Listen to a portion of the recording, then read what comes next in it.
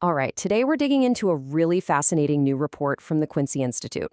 It pulls back the curtain on Pentagon spending. And let me tell you, it's a marketplace where we're not talking billions, we're talking trillions.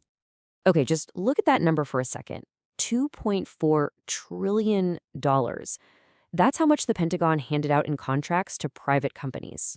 And get this, that was just in the last 5 years, from 2020 to 2024.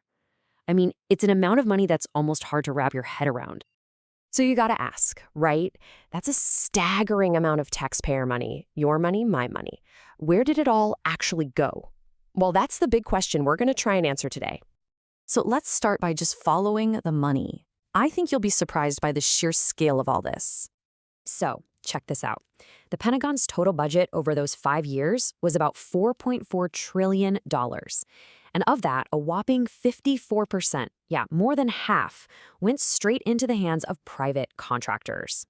And you know what? This trend isn't slowing down one bit.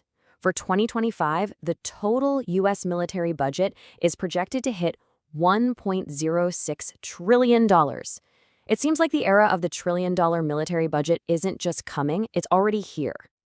Now, to really put this into perspective, let's look at this chart. Between 2020 and 2024, just the top 5 weapons companies, just 5 companies, they got $771 billion. Now, what was the entire budget for all of U.S. diplomacy and humanitarian aid in that same time? Only $356 billion. So yeah, the top 5 contractors got more than double what we spent on diplomacy. Okay, so who exactly are these companies at the very top of the food chain? Well, let's meet the traditional giants of the defense world, what they call the Big Five.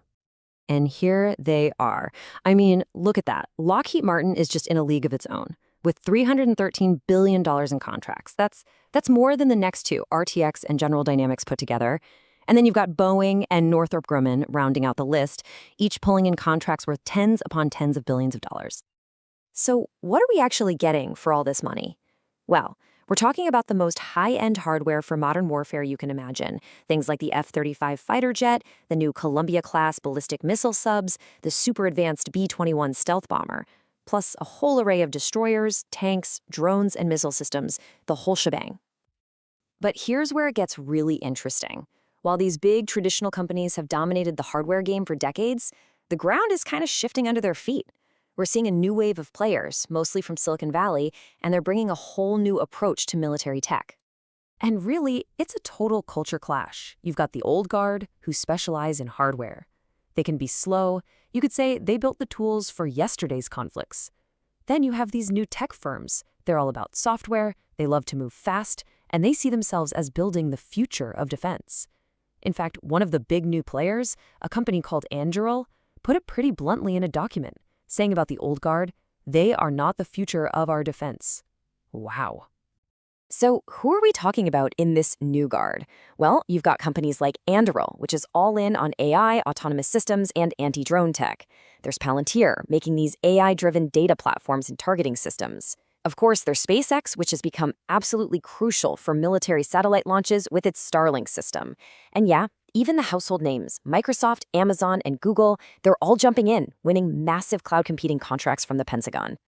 Okay, so whether we're talking about the old guard or the new guard, there's one thing they definitely have in common. They are all deeply invested in making sure that river of cash keeps flowing. And that brings us to the tools of influence that they use to shape policy right in Washington, D.C. And according to the Quincy report, there's a pretty clear playbook here, a cycle of influence. It all starts with campaign contributions to powerful members of Congress. Then you add on tens of millions of dollars in lobbying. After that, you've got what's known as the revolving door, which we'll get to in a sec, and is all reinforced by funding think tanks that help steer the whole conversation on policy. So, I mentioned the revolving door. What is that exactly?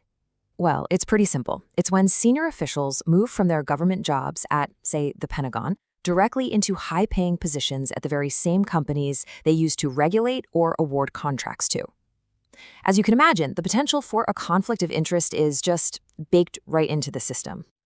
And just how big are their lobbying efforts? Well, get this. As of 2024, the arms industry had 950 lobbyists working for them in Washington.